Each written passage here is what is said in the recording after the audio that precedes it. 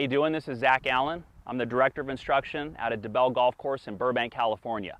We're going to talk a little bit today about lag, but not what we normally talk about when we think of lag, which is maintaining the angles between our left arm and the club shaft late into the downswing. I'm going to show you another way to increase lag by learning how to do it with your pivot. Your pivot in the golf swing is basically the body parts that rotate or that pivot, like your shoulders and your hips. But what you need to be able to train to get that maximum lag feeling in the downswing for better power is to be able to lag your shoulders behind your hips. Okay, all lag means is to follow, right, or to lag behind. So it's very important when we initiate our downswing to be able to separate our hips from our shoulders. So what you can do is take a club, put it up over your back, and as I go back to the top here, I make a nice 90-degree turn to the target. From here, I'm trying to feel my lower body, my feet, knees, and hips start as I hold my shoulders back. Very important, something that all of us need to train because it's not something that happens naturally. The natural movement is to turn everything from the top in one motion, which obviously brings us over the top, and it moves my head forward early in the downswing. What we want instead, back to the top, train the lower body to start here.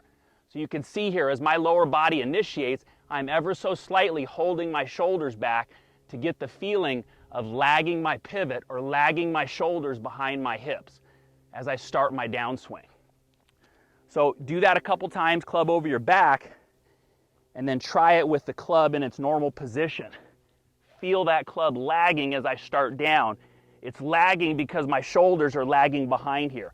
So every inch of the downswing, I can feel my hips start to try to open up, transfer weight, and my shoulders are trying to hold and stay back or lag back for as long as possible until about this point where they will finally rotate and let go. And the longer we can hold that in the downswing, the faster it ends up going through the golf ball. So you do a couple like this first, then you go into the regular swing. Let's put it all together for a shot now. So I might just rehearse that one more time, that feeling of lagging the downswing, which feels very counterintuitive and very slow as I begin the downswing. And then let's go ahead and hit one with that same sense.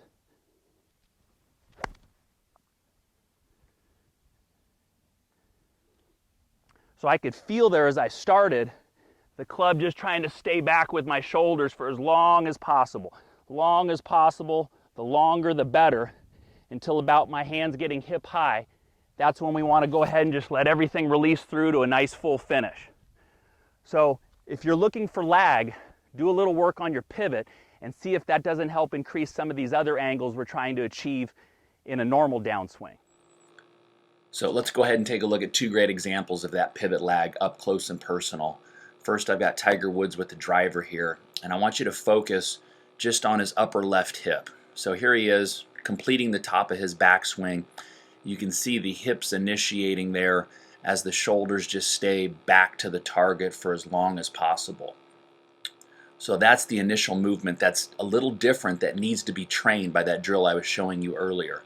You can see there he's able to separate that left hip from his shoulders initially, even just for a couple frames, and that's what is the precursor to him being able to drop his hands and arms in nice and close.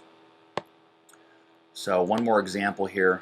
We've got Lexi Thompson, #1 women's player in the world, but also I just looked at her driving statistics. She's averaging 290 yards this year. So she's definitely doing something that's pretty different. She's over 15 yards farther than her nearest competitor. Okay, so what I want you to take a look at here, you notice the Cobra logo just above her left thigh, and then I'm going to draw a line just at the tip of her left shoulder. And I want you to see how much she's able to separate that left hip without moving that left shoulder at all. So you can see that first movement from the top, club completes, and then watch that left thigh separate, left hip move back towards the target, but the shoulders just stay parked and closed for a very long time. So you can see there how much that Cobra Puma logo has moved. It's probably moved 5 to 6 inches, and her shoulders have barely moved at all.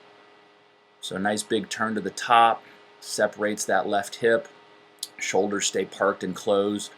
Now she's able to drop the hands and arms in, and this is what most people think of lag, but they forget about that initial movement, lagging the pivot.